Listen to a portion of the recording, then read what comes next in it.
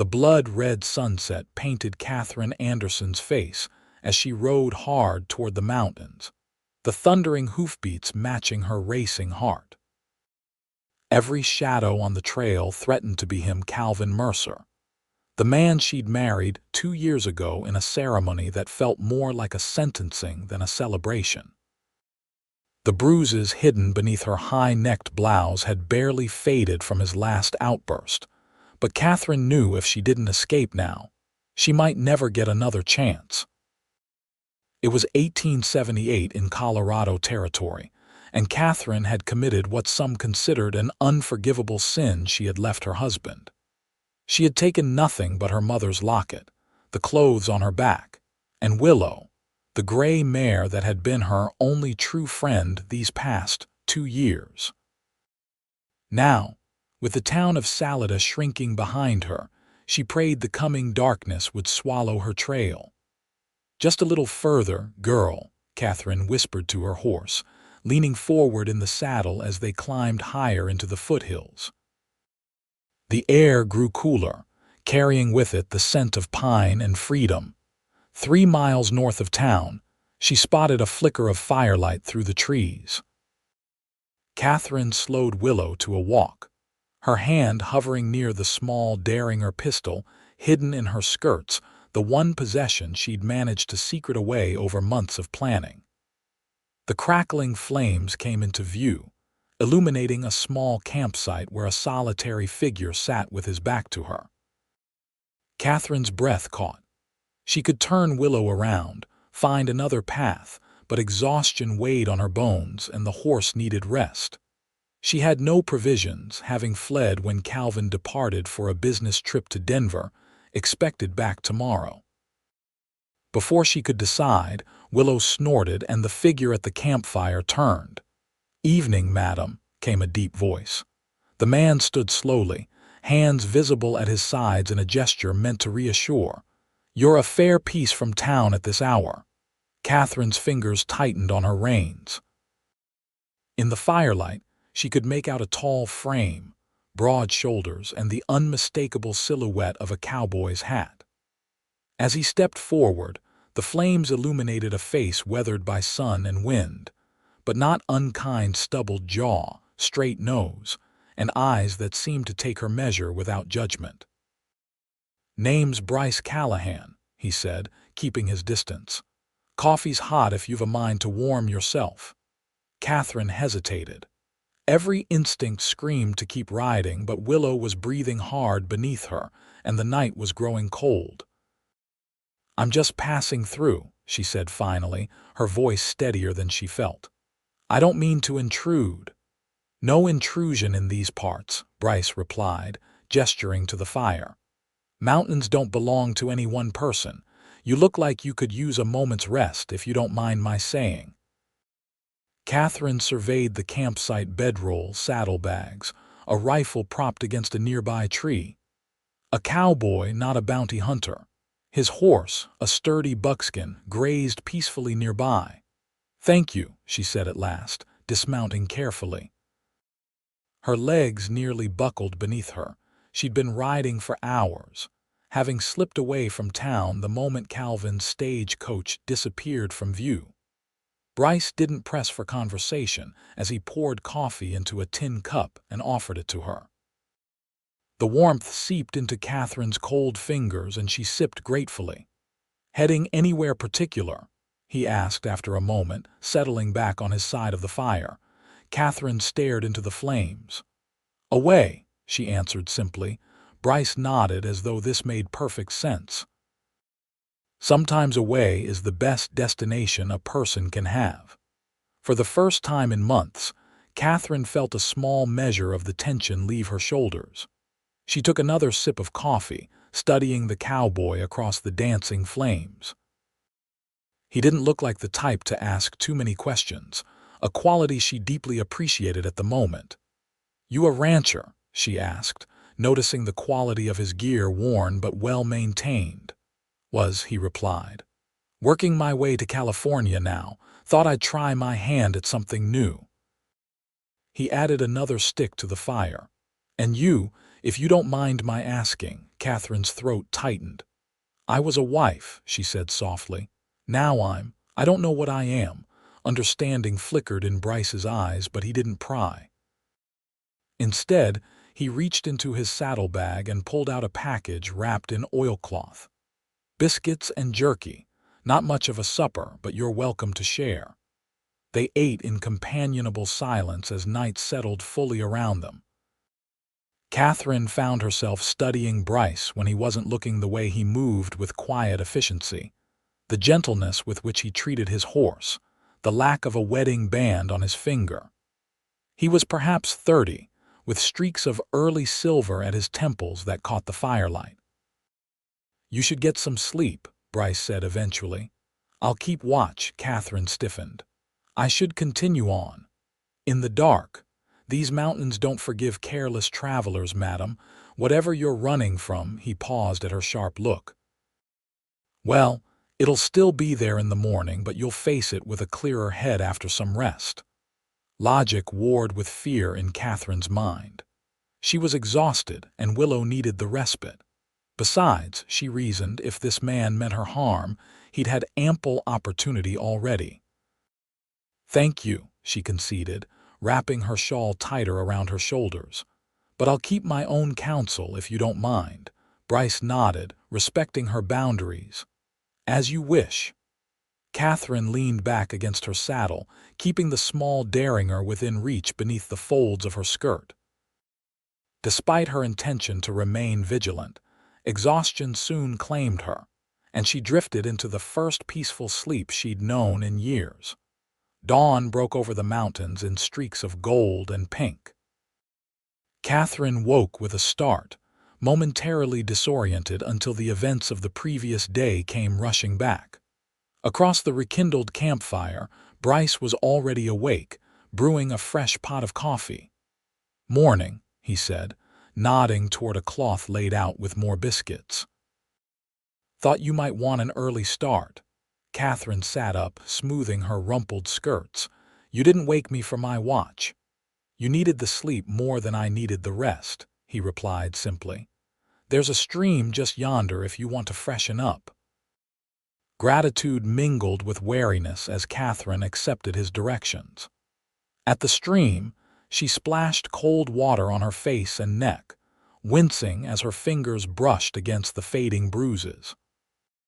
She fixed her hair as best she could, securing the long chestnut waves into a practical braid before returning to camp. As they shared a quick breakfast, Katherine found herself wondering about the quiet cowboy. "Why California?" she asked. Bryce took a sip of coffee before answering. "Lost my ranch in Kansas to drought and bank loans. Figure the Pacific might be a decent place to start over." He glanced at her. "Where are you headed?" Katherine hesitated. "There's a cousin of mine in Santa Fe. I thought perhaps." The sudden thunder of approaching hooves cut her off. Terror seized Katherine's heart as she scrambled to her feet, reaching for Willow's reins. Bryce was faster, immediately moving between her and the approaching riders. "Get behind me," he said, voice low and urgent. 3 riders emerged from the trees, and Katherine's blood ran cold. In the lead was Sheriff Thomas Donovan from Salida, flanked by 2 deputies. And beside them, face twisted with fury, sat Calvin Mercer. "There she is," Calvin shouted, pointing an accusing finger. "My wife, the thief." Katherine clutched the saddle horn, her knuckles white. "I took nothing that wasn't already mine." Calvin dismounted, his stocky frame vibrating with anger as he advanced toward the campsite. "You took yourself, Katherine. You belong to me by law and by God." Sheriff Donovan raised a hand. "Now, Mr. Mercer, let's handle this civilly." He turned to Katherine, his expression grave beneath his mustache. "Mrs. Mercer, your husband has reported you stolen property when you departed. He's also concerned for your state of mind." "The only thing wrong with my mind was believing I could survive another day with him," Katherine said, her voice shaking. Calvin's face darkened. "You see, Sheriff," hysterical, just as I said. He took another step forward. "Come home, Katherine.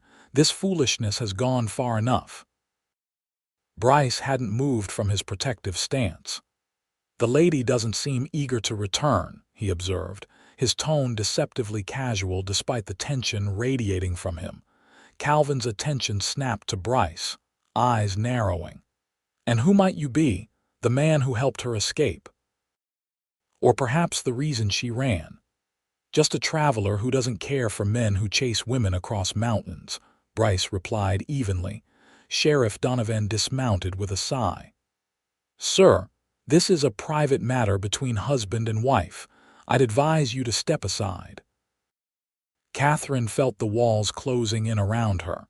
In desperation, she looked directly at the sheriff. "If I go back with him, he'll kill me. You know his temper, Thomas. You've seen what he's done before." The sheriff had the decency to look uncomfortable, but Calvin laughed harshly. Ridiculous accusations from a woman who's clearly lost her senses. He turned to the lawman. "Sheriff, I want this man arrested for abducting my wife." "I've abducted no one," Bryce said firmly. "The lady came upon my camp of her own accord." "It doesn't matter," Katherine said, her voice dropping to a horrified whisper as she looked at Calvin. "He'll hang me for leaving. You know he will." She wasn't speaking metaphorically. Calvin had threatened it explicitly the last time she tried to flee, whispering in her ear as his hands tightened around her throat that if she ever left him, he'd see her swing for theft and adultery. Bryce's expression hardened as he heard her words, eyes darting between Katherine's frightened face and Calvin's smug certainty. His hand moved subtly closer to his holster. "He'll hang me for leaving," Katherine repeated, despair edging into her voice. "Not while I'm still breathing," Bryce replied, so quietly that only Katherine heard him.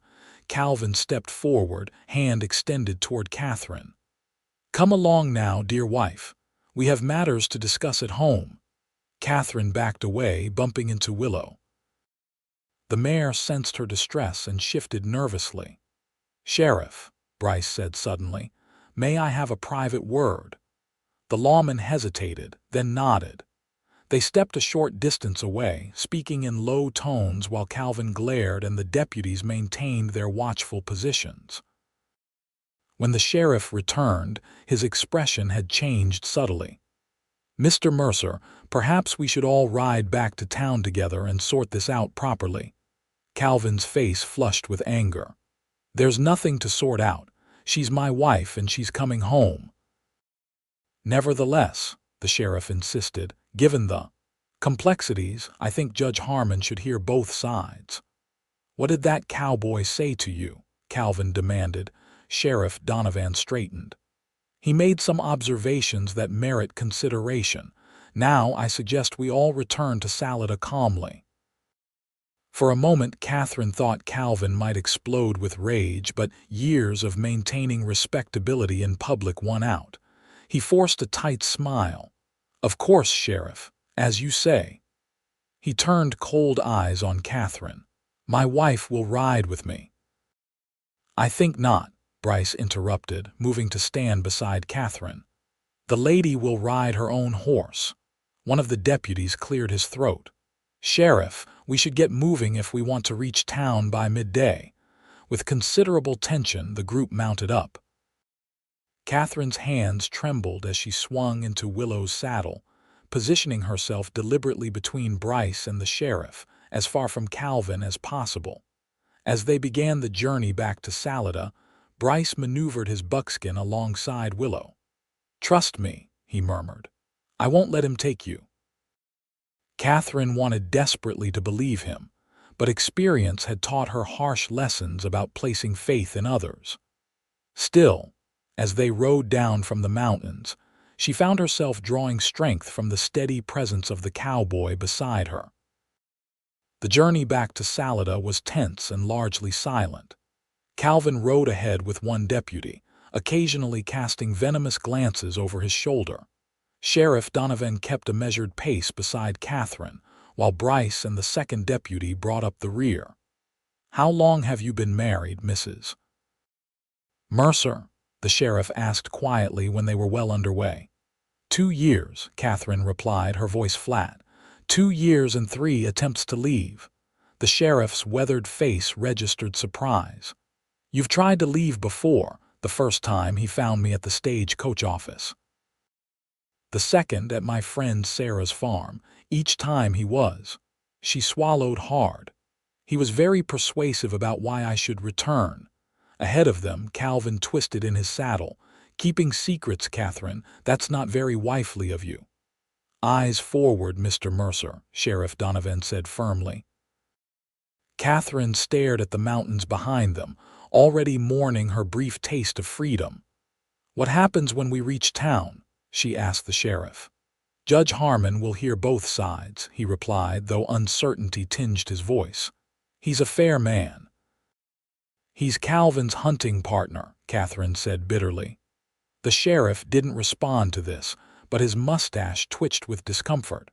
By midday, the buildings of Salida came into view: the church steeple, the mercantile's painted sign, the high false fronts of the saloons. Katherine felt physically ill as they rode down the main street, past curious onlookers and whispering neighbors. They dismounted outside the courthouse, a 2-story brick building that also housed the sheriff's office and jail. Calvin immediately moved to take Katherine's arm, but Bryce stepped between them. The lady can walk on her own, he said quietly. Calvin's eyes narrowed. You're interfering where you don't belong, Cowboy. That's enough, Sheriff Donovan interrupted. Let's all behave civilly. Inside, they found Judge Harmon already seated behind his desk, a white-haired man with piercing blue eyes and a reputation for harsh sentences. His eyebrows rose at the sight of the unusual party entering his chambers. Sheriff Donovan, he greeted, what brings you here with such an entourage? The sheriff removed his hat. A delicate matter, Your Honor. Mr. Mercer has reported his wife missing along with some property. We found Mrs. Mercer in the company of this gentleman, he gestured to Bryce, and there seemed to be conflicting accounts of the situation. Judge Harmon's gaze settled on Katherine, then moved to Calvin, who had composed his features into an expression of concerned dignity. Judge Harmon, my wife has been unwell, Calvin began smoothly. She's been suffering from female hysteria and confusion. Yesterday, while I was away on business, she took it upon herself to leave our home, taking family heirlooms and money. That's a lie, Katherine interjected. I took nothing but my mother's locket and the clothes I wear. The judge frowned at her interruption. Mrs. Mercer, you'll have your turn to speak. He turned back to Calvin. Continue. Calvin adopted a pained expression. My wife's condition has been deteriorating for some time. She imagines slights and abuses where none exist. I've consulted doctors who suggest confinement might be necessary for her recovery. Katherine felt the blood drain from her face. Confinement, he meant an asylum. Calvin had threatened it before, but hearing him speak of it so calmly to a judge made the threat terrifyingly real. And you, sir? Judge Harmon turned to Bryce. What is your role in this affair? Bryce stepped forward, hat in hand. Bryce Callahan, Your Honor. I was camped in the mountains when Mrs. Mercer came upon my fire. She was clearly frightened and exhausted. I offered her the hospitality of my camp for the night, nothing more. A convenient story, Calvin sneered. One easily verified, Bryce countered. I've been traveling through these parts for the past week. Several merchants in town can confirm my presence and purchases. Judge Harmon drummed his fingers on the desk. Sheriff, do you have reason to believe any crime has been committed here? Before Donovan could answer, the door to the chambers burst open, and a woman rushed in. Sarah Mitchell, the milliner and Katherine's only friend in Salida. Judge Harmon, she said breathlessly, forgive the interruption, but I heard Katherine had been found. She moved to Katherine's side, taking in her friend's disheveled appearance with concern. Mrs. Mitchell, the judge sighed, This is a private matter. With respect, sir, it's not. Sarah straightened her shoulders. I've been treating Catherine's injuries for 2 years. I've seen the bruises, the broken ribs, the burns. She fixed Calvin with a glare. What kind of hysteria leaves hand-shaped bruises on a woman's throat? A murmur went through the small crowd that had gathered in the doorway. Calvin's face darkened with fury. This is slander, he hissed. My wife is prone to accidents. Remarkably convenient accidents, Bryce observed dryly. Judge Harmon banged his gavel. Order, this is becoming a circus. He fixed stern eyes on Katherine. Mrs. Mercer, are you claiming your husband has abused you? Katherine stood straighter, drawing strength from Sarah's presence and Bryce's steady gaze. I am not claiming it, Your Honor. I am stating it as fact. Calvin has beaten me regularly since our 3rd month of marriage. When I've tried to leave, he's found me and forced me to return with threats against my life and the lives of anyone who helps me. Calvin lunged forward. She's lying. Katherine, tell the truth or so help me, or what, Mr. Mercer? Sheriff Donovan interrupted, stepping forward. What exactly will you do to your wife if she continues? Calvin caught himself, forcing his features into a semblance of control. I simply want my disturbed wife to receive the help she needs. Judge Harmon studied Katherine for a long moment. Mrs. Mercer, these are serious allegations. Do you have proof beyond Mrs. Mitchell's testimony? Katherine hesitated, then slowly unbuttoned the high collar of her blouse, turning to reveal the yellowing bruises on her neck and collarbone. A collective intake of breath sounded through the room. I have more, she said quietly, but I'd rather not display them publicly. The judge's expression had grown somber. I see. He turned to Calvin, whose face had drained of color. Mr. Mercer, how do you explain these injuries? As I said, she's clumsy, Calvin insisted, but his voice had lost some of its conviction. Clumsy enough to leave finger marks on her own throat? Bryce asked, his voice dangerously quiet. Judge Harmon held up a hand for silence. This matter requires further investigation. Sheriff, I'm ordering Mrs. Mercer to remain in town but not in her husband's home until we can sort this out properly. She can stay with me, Sarah offered immediately. Calvin stepped forward. This is absurd. She's my wife. Under the law, she belongs in my home. Under the law, Mr. Mercer, Judge Harmon replied sternly, assault is a crime, regardless of marital status. You can't seriously believe, Calvin began. I can and do find cause for concern, the judge interrupted. Sheriff, Mrs. Mercer will stay with Mrs. Mitchell for the time being. Mr. Mercer, you are to keep your distance until this matter is resolved. Calvin's face contorted with rage. This is that cowboy's doing. He's turned her against me, filled her head with lies. I believe the marks on your wife's body speak for themselves, Judge Harmon replied coldly. This hearing is adjourned until tomorrow morning, when I expect all parties to present themselves with clear heads and civil tongues. As the judge rose to leave, Calvin turned his venomous gaze on Katherine. This isn't over, he hissed. You'll regret this humiliation. Step back, Mercer, Sheriff Donovan warned, moving between them. Outside the courthouse, Katherine felt lightheaded with relief and terror.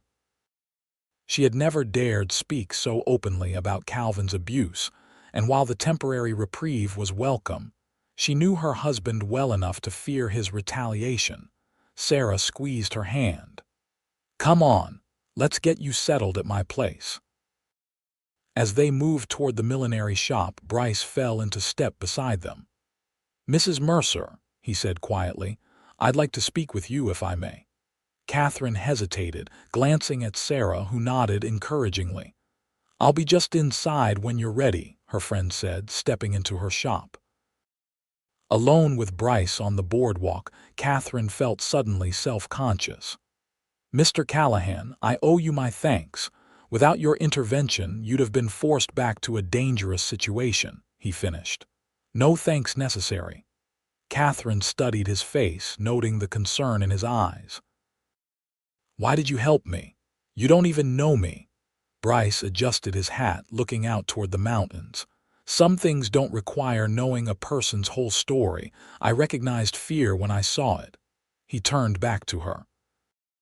What you said in the mountains about him hanging you for leaving, was that just a figure of speech? Katherine shook her head slowly.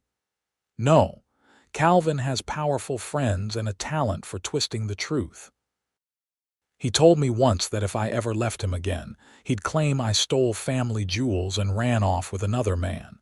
Said he'd see me hang for theft and adultery and make sure everyone believed I deserved it. Bryce's jaw tightened. And you believe he could do it, in Salida, with his connections? Yes. She wrapped her arms around herself. That's why I was heading to Santa Fe. I thought if I could get far enough away. The judge seems inclined to believe you now, Bryce observed, for the moment, but Calvin is persuasive and Judge Harmon is his friend. She looked up at him, a question forming. You told the sheriff you were heading to California. Will you be continuing on your way now? Something shifted in Bryce's expression. Not just yet, he said quietly. I think I'll stay in Salida a while longer. Relief washed over Katherine, followed quickly by guilt. I can't ask you to delay your journey on my account. You didn't ask, he replied simply. I offered. Before Katherine could respond, Calvin emerged from the courthouse, flanked by two well-dressed men she recognized as his business associates. His eyes locked onto her, and the pure hatred in his gaze made her step back involuntarily. Bryce moved slightly, positioning himself between Katherine and her husband's line of sight. You should go inside now, he said softly. I'll check on you later. Katherine nodded, retreating into the safety of Sarah's shop with one last glance at the cowboy who had inexplicably become her protector. Inside, Sarah was waiting with tea and sympathy. That cowboy, she said, peering through the window. He seems quite concerned for your welfare. He saved me, Katherine replied simply, accepting the steaming cup with grateful hands. If he hadn't been there when Calvin found me. Sarah's expression darkened. Calvin should have been arrested years ago. Half the town suspects what he does to you, but no one's had the courage to stand against him. Including me, Katherine said softly. You were surviving, Sarah corrected firmly, and now you're fighting back. Katherine sipped her tea, trying to believe it could be that simple. Calvin won't give up easily. You know how he is charming in public, monstrous in private. By tomorrow, he'll have convinced half the town I'm truly deranged. Sarah squeezed her hand. Then we'll just have to be more convincing, won't we? That evening, after a simple supper in Sarah's cozy apartment above the millinery, Katherine helped with the dishes, grateful for the normalcy of the task. Her friend had lent her a clean dress and helped her bathe, exclaiming in horror at the extent of the bruising across Katherine's back and ribs. We should have the doctor document these, Sarah had insisted. Katherine had shaken her head. Dr. Paulson is Calvin's poker partner. He'd never testify against him. Now, as they finished tidying the kitchen, a knock came at the back door. Sarah peered through the curtain before quickly opening it to reveal Bryce and Sheriff Donovan. May we come in? The sheriff asked, removing his hat. Sarah ushered them inside, locking the door behind them. Katherine tensed at the grim expressions on both men's faces. What's happened? She asked. Sheriff Donovan sighed heavily. Mercer's been busy. He's gathered several witnesses who claim to have seen you behaving erratically over the past months. He's also reported that family jewels are missing from your home, items he claims were his mother's. I took nothing, Katherine insisted, and any erratic behavior was likely me trying to hide my injuries. I believe you, the sheriff said, surprising her, but Judge Harmon may be swayed. Mercer is very convincing, and these witnesses are respected members of the community." Bryce leaned against the doorframe, his expression hard. "Bought and paid for, I'd wager." "Most likely," Donovan agreed, "but proving that is another matter entirely." Katherine sank into a chair, despair washing over her. "So tomorrow the judge will order me back to Calvin's house, and by nightfall I'll either be beaten senseless or on my way to an asylum."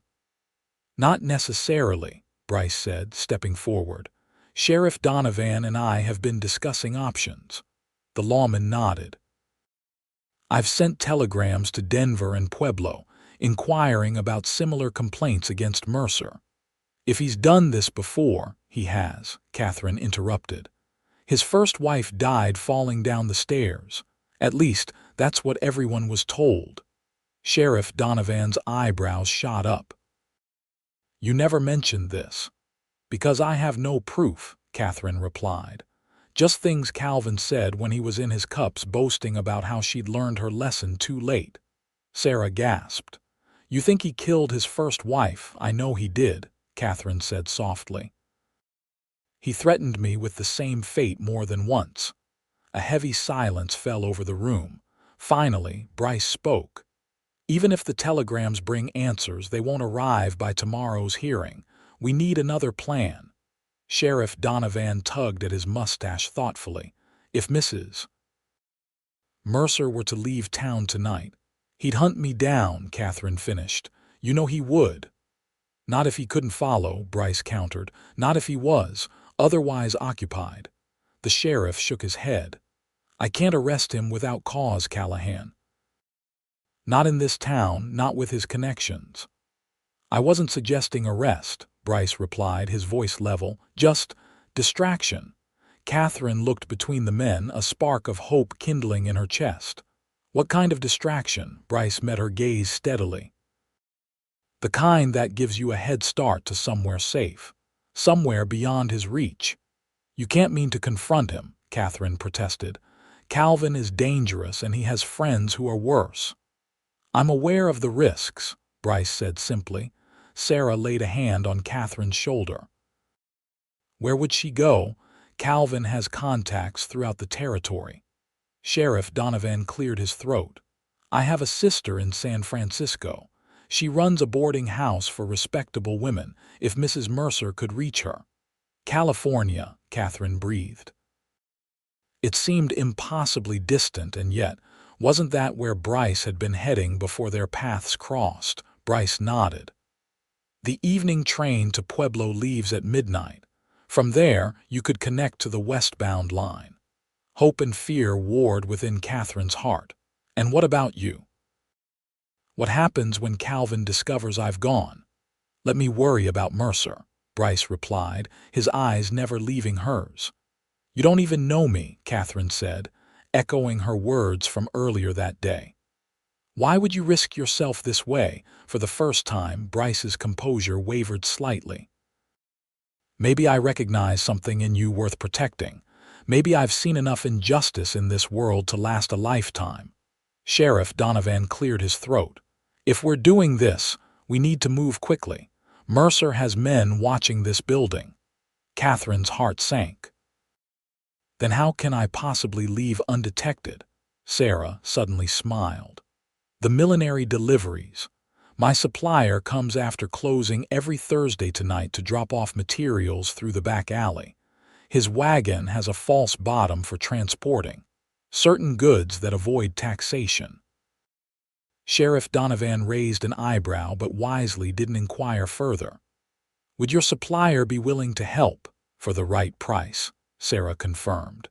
"And Owen has no love for Calvin Mercer, who once had him jailed on false charges." The pieces of the plan began to fall into place. Katherine would hide in the secret compartment of Owen's wagon as he made his regular delivery. He would take her directly to the train station, where Sheriff Donovan's deputy, one he trusted implicitly, would have tickets waiting. Meanwhile, Bryce would create a distraction at the saloon where Calvin spent most evenings.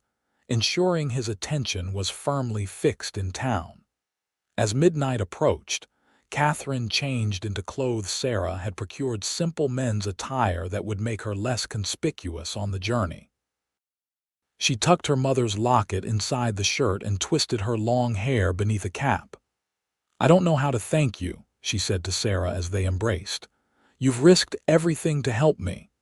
"Just be safe," Sarah replied, pressing a small purse of coins into Katherine's hand.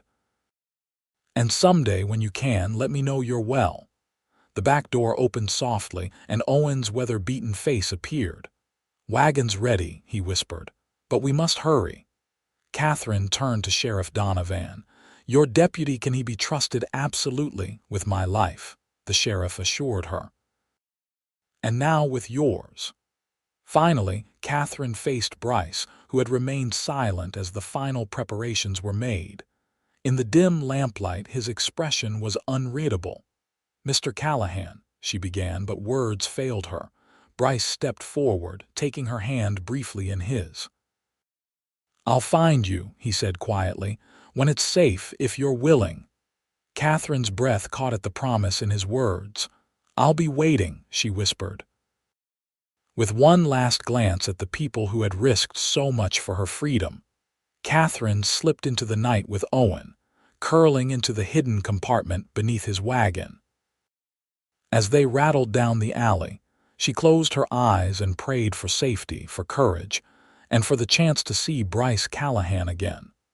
The wagon jolted over Salada's uneven streets, each bump sending a wave of fear through Katherine.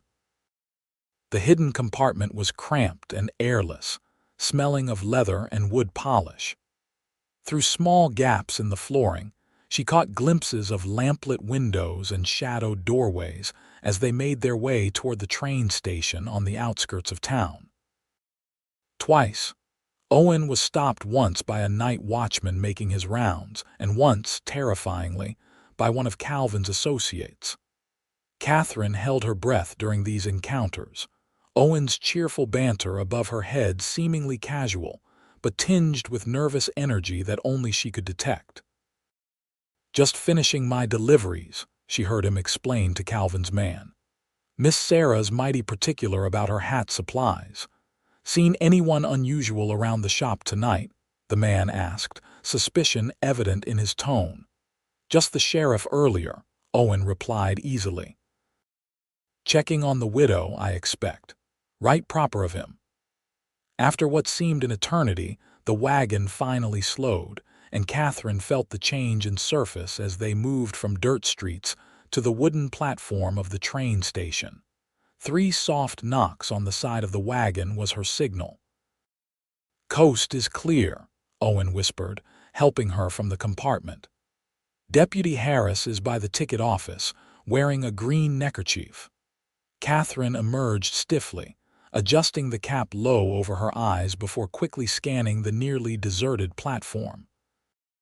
A single lantern illuminated the small ticket window, beside which stood a young man who couldn't have been more than 25, nervously fingering a bright green neckerchief. "Godspeed," Owen murmured, before climbing back onto his wagon and continuing down the road as though completing his regular route. Katherine approached the deputy with measured steps, trying to appear casual despite the thundering of her heart. "Evening," she greeted softly. Deputy Harris glanced around before pressing a ticket into her hand. "Train arrives in 10 minutes. It's not stopping long. Board the 3rd passenger car. The conductor's been paid to ask no questions."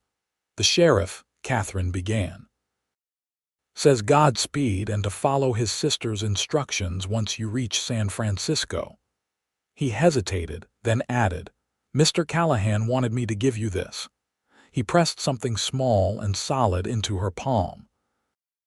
By the lantern's glow, Katherine saw it was a small wooden carving of a horse, roughly the size of a coin willow, her mare, captured in remarkable detail despite the simple materials.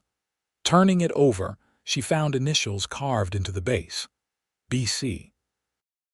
Emotion tightened Katherine's throat as she closed her fingers around the tiny token. Somehow, in the midst of planning her escape, Bryce had found time to create this remembrance. "Thank you," she managed, tucking the carving safely into her pocket.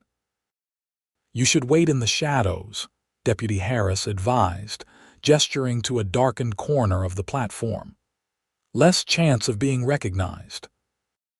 Katherine nodded, withdrawing to the indicated spot where she could watch the empty tracks stretching into the darkness, waiting for the train that would carry her away from the nightmare of the past 2 years.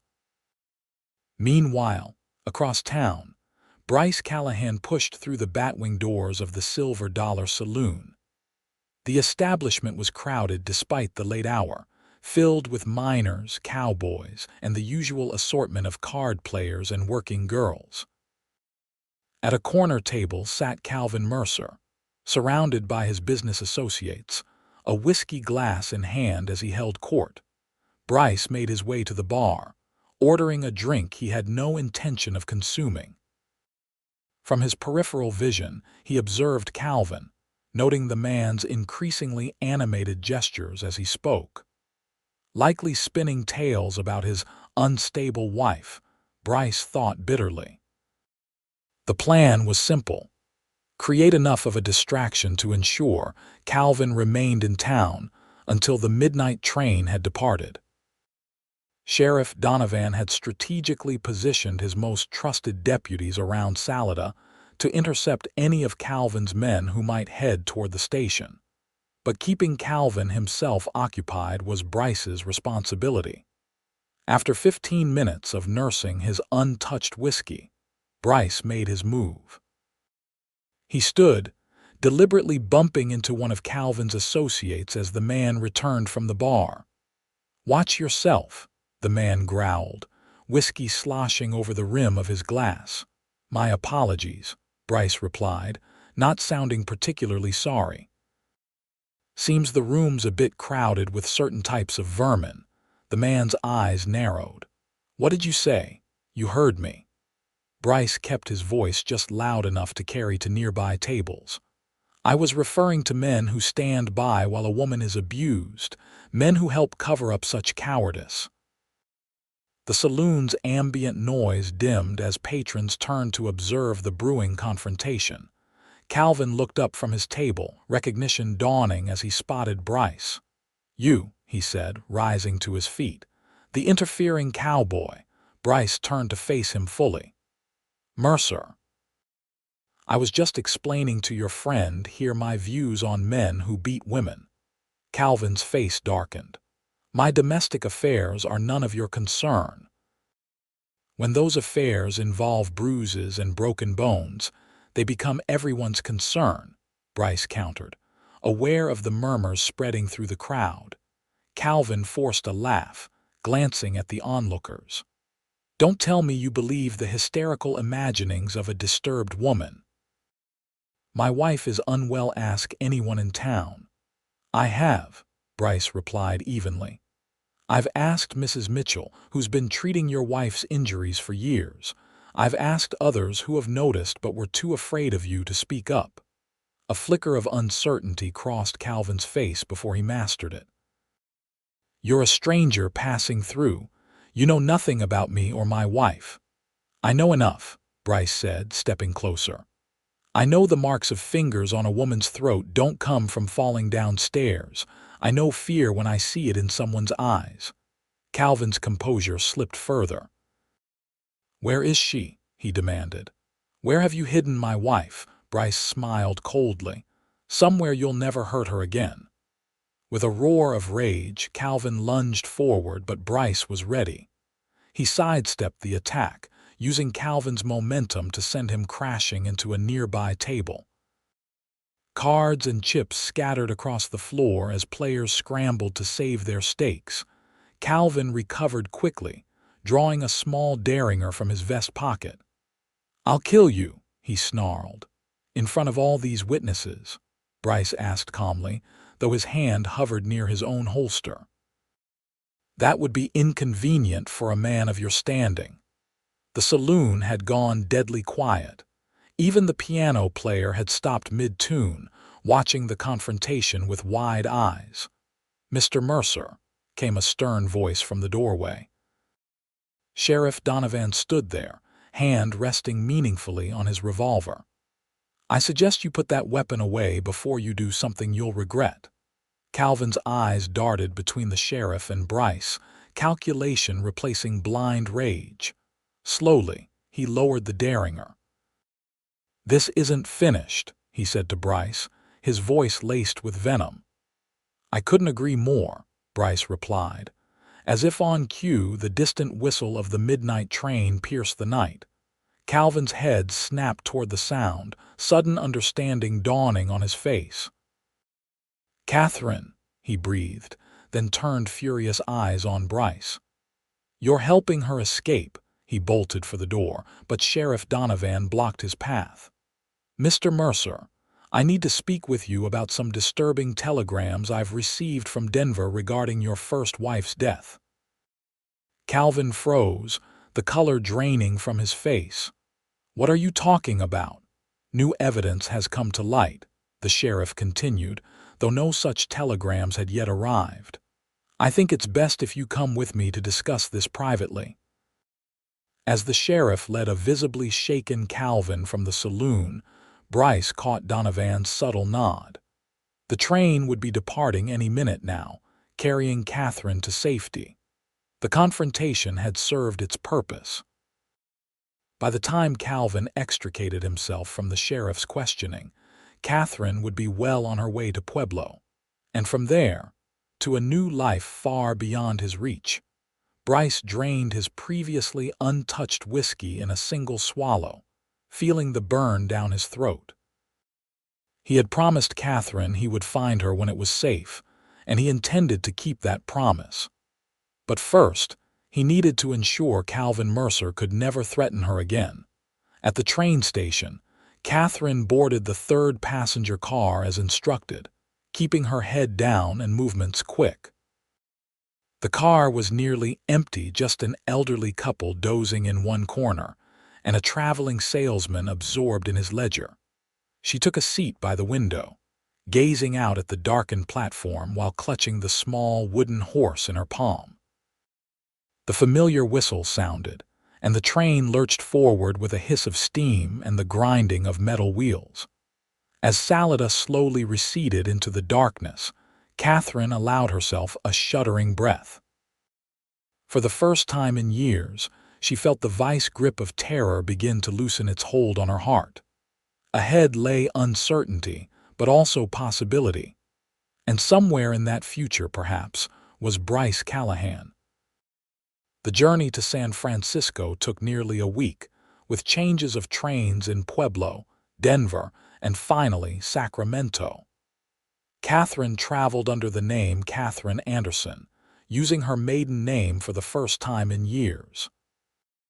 Each mile that passed beneath the train's wheels carried her further from Calvin's reach, and closer to a life she could barely imagine.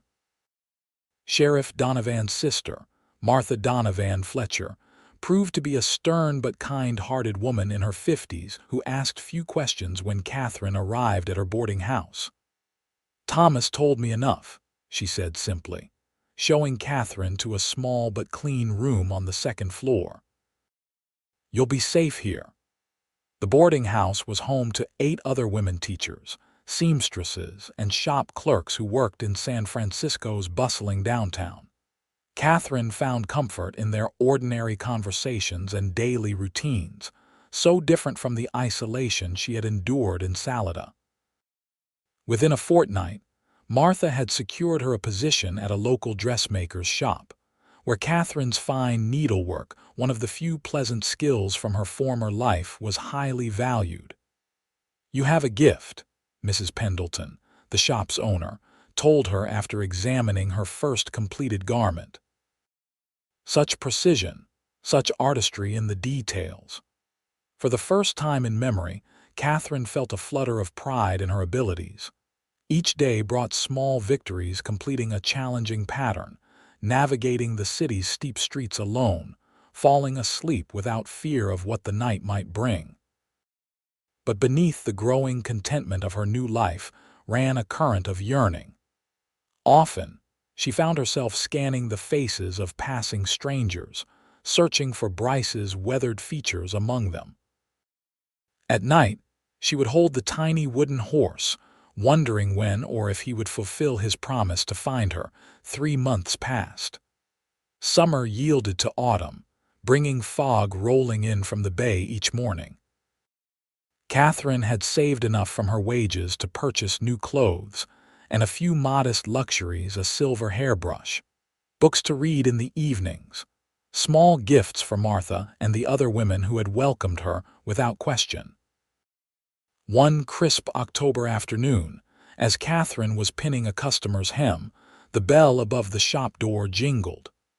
Mrs. Pendleton moved to greet the new arrival while Katherine continued her work, head bent over the delicate fabric. "May I help you, sir?" she heard Mrs. Pendleton ask. "I'm looking for someone," came a deep, familiar voice that made Katherine's hands freeze mid-stitch. "A lady who might be working here, Katherine Anderson." Katherine rose slowly, her heart hammering against her ribs as she turned. There, hat in hand, stood Bryce Callahan. His clothes were travel-worn, his face tanned from the road, but his eyes, those steady, kind eyes, found hers immediately across the shop. "Katherine," he said softly, as though her name were both a question and an answer. "Bryce," she breathed, hardly daring to believe he was real. "Mrs. Pendleton looked between them with raised eyebrows. "I take it you two are acquainted," neither answered, locked as they were in a moment of recognition that transcended the months of separation. "Perhaps you'd like to take your break now, Katherine," Mrs. Pendleton suggested, a knowing smile touching her lips. "It seems you and this gentleman have matters to discuss." Katherine nodded gratefully, untying her work apron with trembling fingers. She led Bryce to a small cafe across the street, where they secured a corner table away from curious ears. For a moment, they simply looked at each other, drinking in the changes and constants that 3 months had wrought.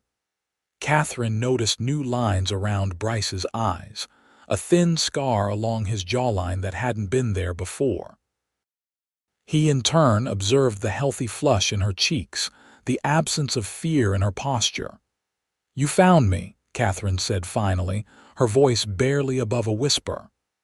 "I promised I would," Bryce replied. He hesitated, then reached across the table to touch her hand lightly. "If you're happy here, if you've built a life you don't wish to disturb, I'll understand. I just needed to see that you were safe." Katherine turned her hand beneath his, intertwining their fingers. "Tell me what happened after I left," she said.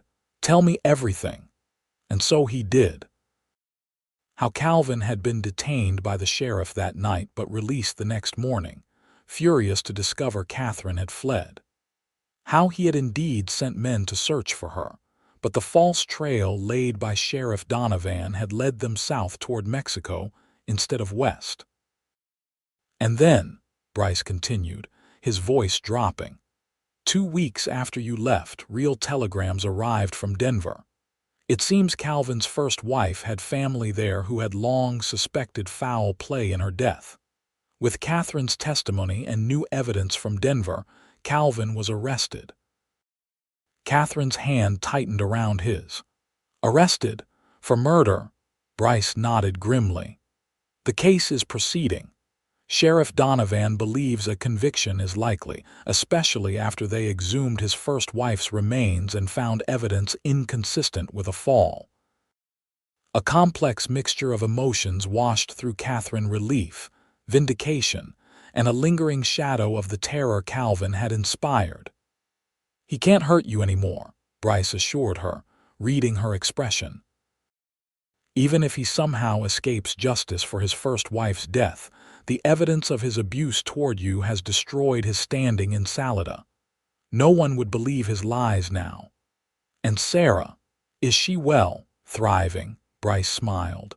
"Business is better than ever." Seems standing up to Calvin Mercer earned her the respect of many who had previously kept their distance. Katherine absorbed this information, feeling the last pieces of her old life settling into place, separate now from the woman she was becoming. "And you?" she asked softly. "What have you been doing these past months?" "Searching for you," he replied simply. "After ensuring Calvin couldn't follow, I headed west. It took longer than I expected to find you. San Francisco is a much larger city than I realized." "How did you know I was at Mrs. Pendleton's shop?" "Martha," Bryce admitted with a small smile. "I found the boarding house 3 days ago, but you were working. Martha suggested I come to the shop today when you'd be there alone." Katherine shook her head in wonder. "She never mentioned you had come." "I asked her not to. I wanted." He hesitated. "I wasn't sure if you'd want to see me." Katherine studied his face, reading the uncertainty there. This man who had risked everything for a stranger, who had traveled hundreds of miles on nothing more than a promise, still doubted his welcome. "I kept your carving," she told him, reaching into her pocket to produce the tiny wooden horse. "I've carried it with me every day." Bryce's expression softened at the sight of the small token in her palm. "I made it the night before you left. It helped to have something to do with my hands while we waited." "It's beautiful," Katherine said, "like its maker."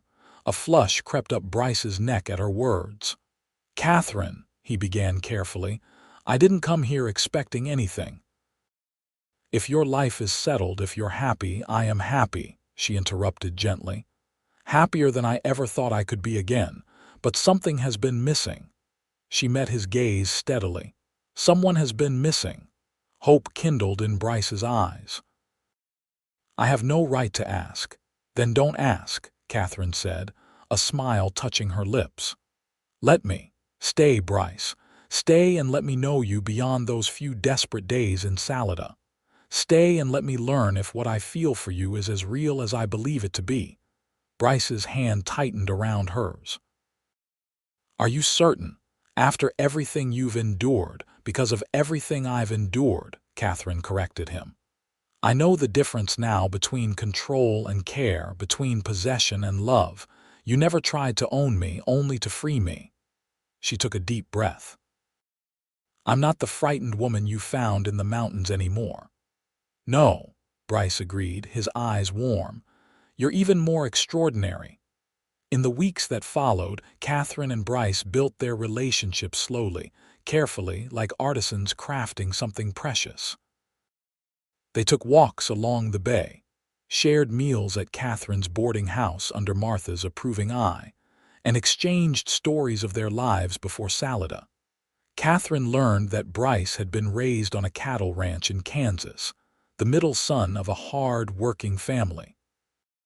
He had lost the ranch not only to drought and debt, as he'd first told her, but to a devastating prairie fire that had claimed his parents' lives 3 years earlier. "I tried to save it," he confessed one evening as they walked along the waterfront. "Worked myself half to death for 2 years, but the land was spent and the memories." He shook his head. "I needed a fresh start."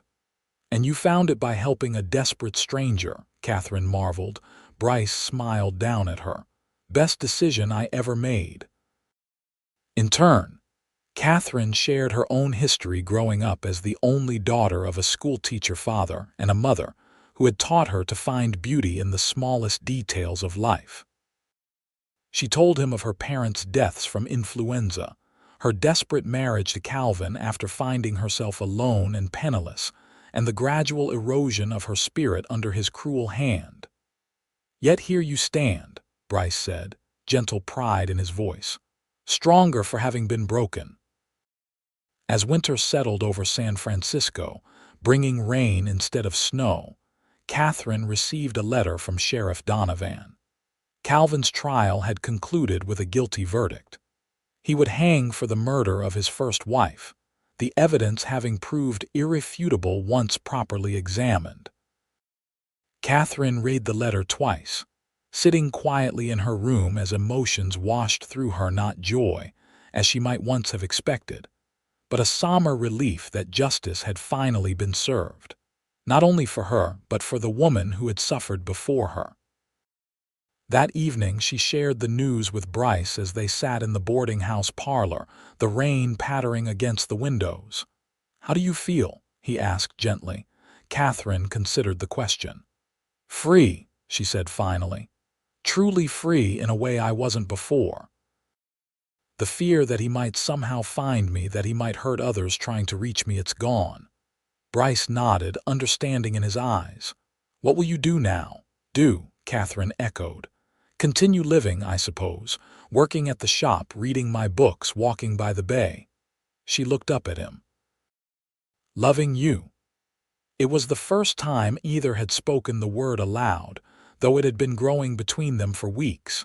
Bryce's breath caught and he reached for her hands. "I've been wanting to ask you something," he said, his voice low and earnest. "But I was waiting until you were truly free to choose, without shadows hanging over your decision." Katherine's heart quickened as he knelt before her, still holding her hands in his. "Katherine Anderson," he said, "I love you. Not as something to possess or control, but as the remarkable, brave woman you are. I want to build a life with you wherever you wish, however you wish. Will you marry me?" Tears filled Katherine's eyes as she looked at this man who had risked everything for her safety, who had given her time and space to heal, who had loved her with a patience and gentleness she had once thought impossible. "Yes," she whispered. "Yes, Bryce Callahan, I will marry you." They were wed in the spring, in a small ceremony at a church near the boarding house. Martha stood as Katherine's witness, while a rancher friend Bryce had met in California stood as his. Katherine wore a dress of pale blue silk that she had made herself, with tiny pearl buttons down the back that had taken her weeks to sew perfectly. "Where shall we go now?"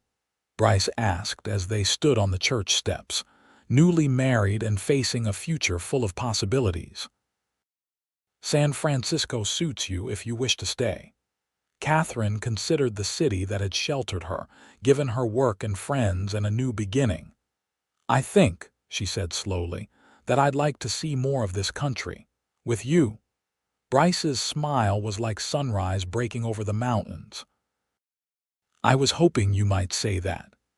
They traveled north first, to Oregon's lush valleys where they spent a summer working on a prosperous horse farm. Bryce's skill with animals and Katherine's precise handwork made them valuable employees. But as autumn approached, they felt the pull to continue their journey. In the spring of 1880, they found themselves in a verdant valley in northern California, where a small parcel of land with a weathered cabin came up for sale.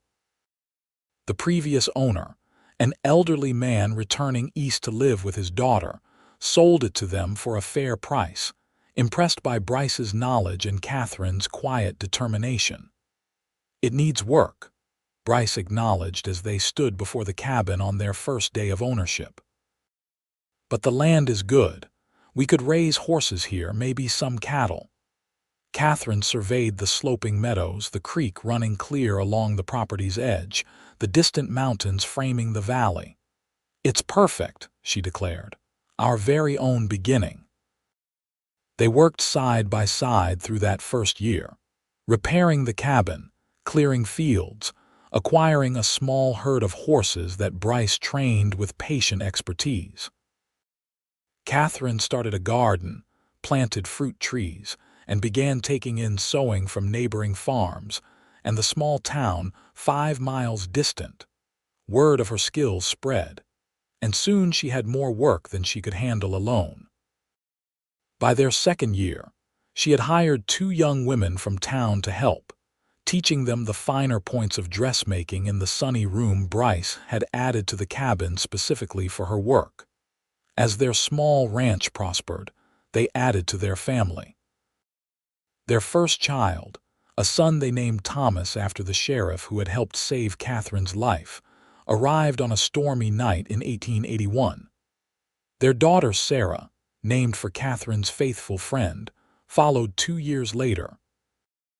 Katherine sometimes received letters from Salida from Sarah Mitchell, who continued to run her millinery shop with great success, from Sheriff Donovan, who had eventually married the widow who ran the town's boarding house, and occasionally from others who had known her in her previous life and wished to express their regret for not having helped her sooner. She answered these letters with grace and without bitterness, having long since learned that holding on to anger only diminished her own joy. The past remained a part of her story, but it no longer defined her future. One summer evening in 1885, as Katherine sat on the porch of their now expanded home, watching Bryce teach 5-year-old Thomas to ride his first pony while Sarah played with blocks at her feet, a letter arrived from Martha Fletcher. She had sold her boarding house in San Francisco and was considering a change of scenery in her advancing years. "What would you think," Katherine asked Bryce that night as they prepared for bed, "if we invited Martha to come live with us? The children adore her when she visits, and she's getting too old to manage alone in the city." Bryce smiled, pulling Katherine into his arms. "This home has always had room for those who need it," he said, "just as our lives had room for each other when we needed it most." Katherine rested her head against his chest, listening to the steady beat of his heart. "Do you ever think about that night in the mountains, when you found me by your campfire?" "Often," Bryce admitted, his voice soft in the darkness. "I think about how close we came to never meeting. If you'd taken another trail, if I'd camped elsewhere. If you hadn't stood between me and Calvin the next day," Katherine continued.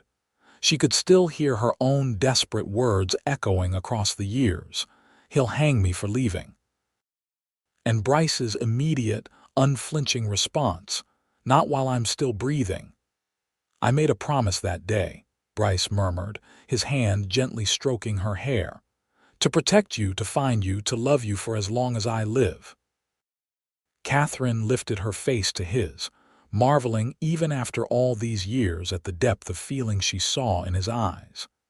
"And I promised to build a life worthy of that love."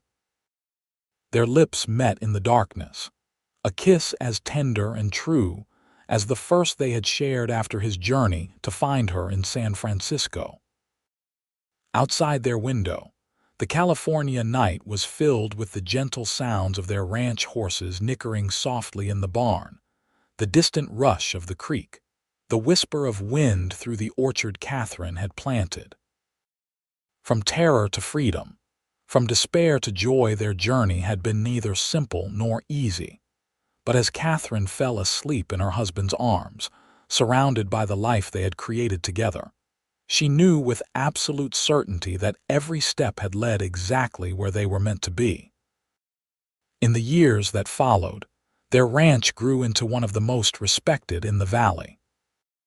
Bryce's horses were sought after for their even temperament and sure-footedness, while Katherine's dressmaking business expanded into a small shop in town, managed by one of her former apprentices, while she focused on designing special commissions.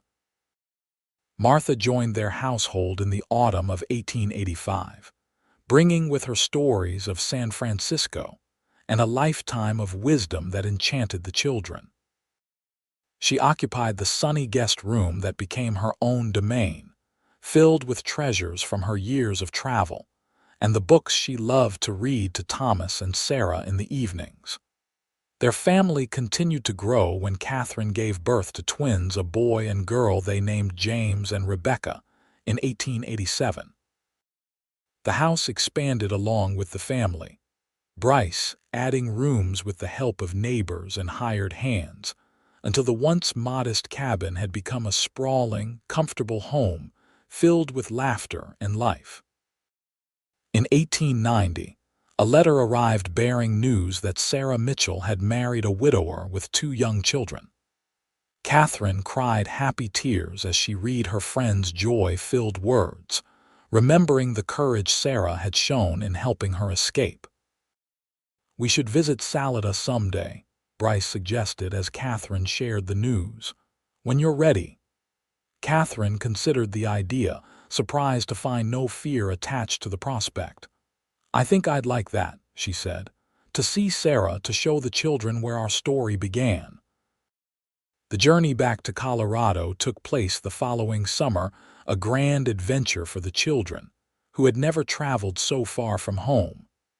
They marveled at the changing landscapes, the vast plains giving way to mountains that seemed to touch the clouds.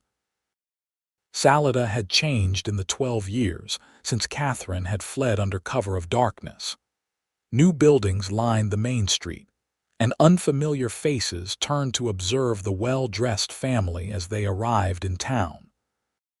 But the mountains surrounding the valley remained eternal, indifferent to the passage of human time. Sarah welcomed them with open arms, her dress shop now the finest establishment on the street. Her stepchildren, now teenagers, helped with the business, while her husband, the town's former schoolmaster, greeted Bryce with genuine warmth. "You two are legendary here, you know," Sarah told them over dinner that first evening. "The abused wife who escaped and the cowboy who helped her. Mothers tell their daughters your story as a lesson in courage." Katherine glanced at Bryce, finding his eyes already on her, filled with quiet pride. "We just did what we had to do," she said softly. "And changed many lives in the process," Sarah countered. After Calvin's conviction, other women came forward. Women who had suffered as you did, but who had been afraid to speak. Your courage gave them voice. The revelation that her escape had rippled outward to help others brought Katherine a sense of purpose she hadn't anticipated from this journey into the past. During their week in Salida, several women sought her out, sharing stories of their own journeys from fear to freedom. "You should write about it," Sheriff Donovan suggested when they visited his home on their final evening in town. Now retired, with silver hair and the same kind eyes Katherine remembered, he showed them the newspaper clippings he had kept documenting Calvin's trial and conviction. "Your story could help even more women." The idea took root during their journey back to California. By the time they returned to their ranch, Katherine had filled a small notebook with memories, reflections, and the beginnings of what would eventually become a serialized account published in a women's magazine under a pseudonym.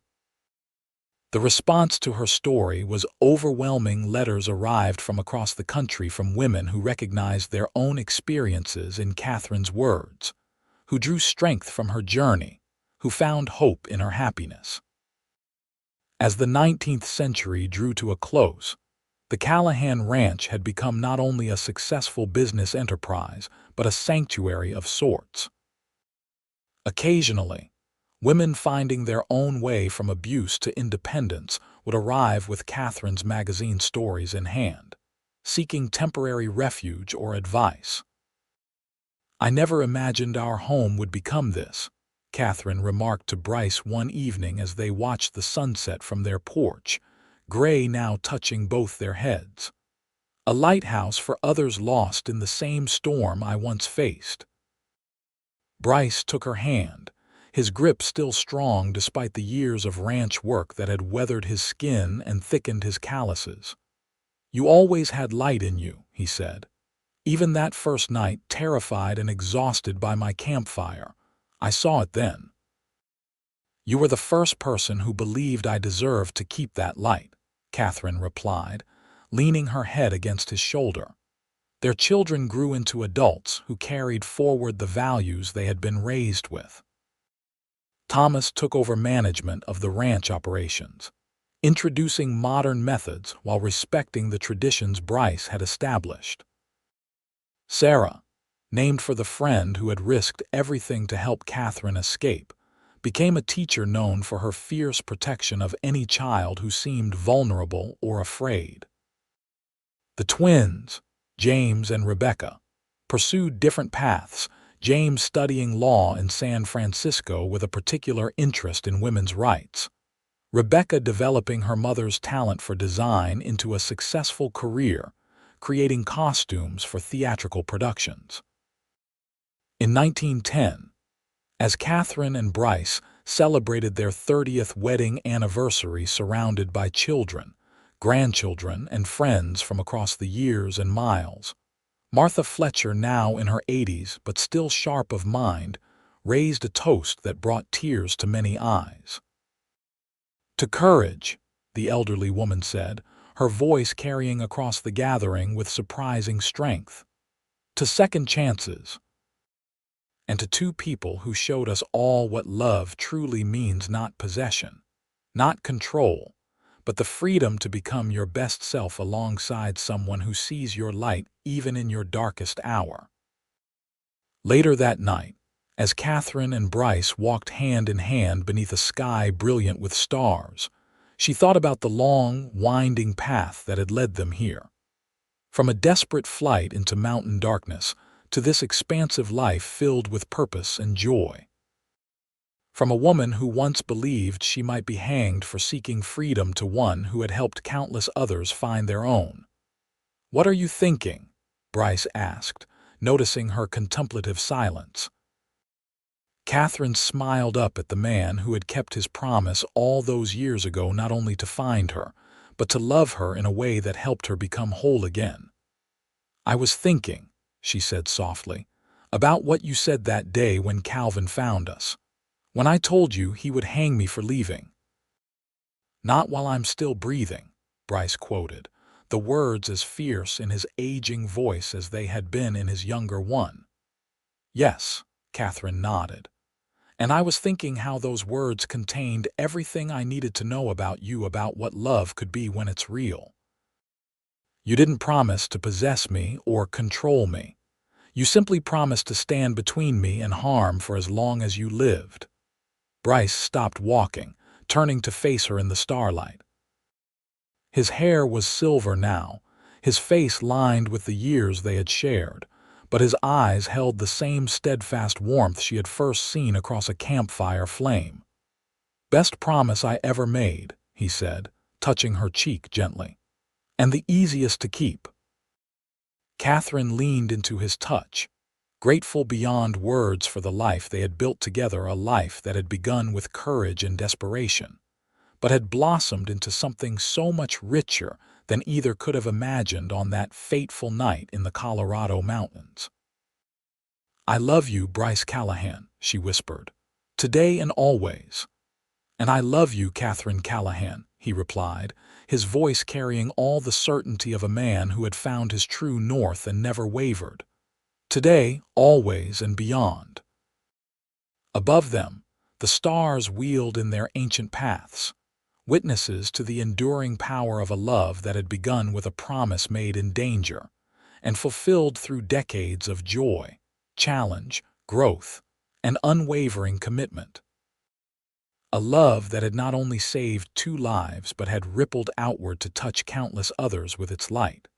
A love that had proven, beyond any doubt, that freedom and devotion were not opposing forces, but the very foundation upon which the strongest bonds were built.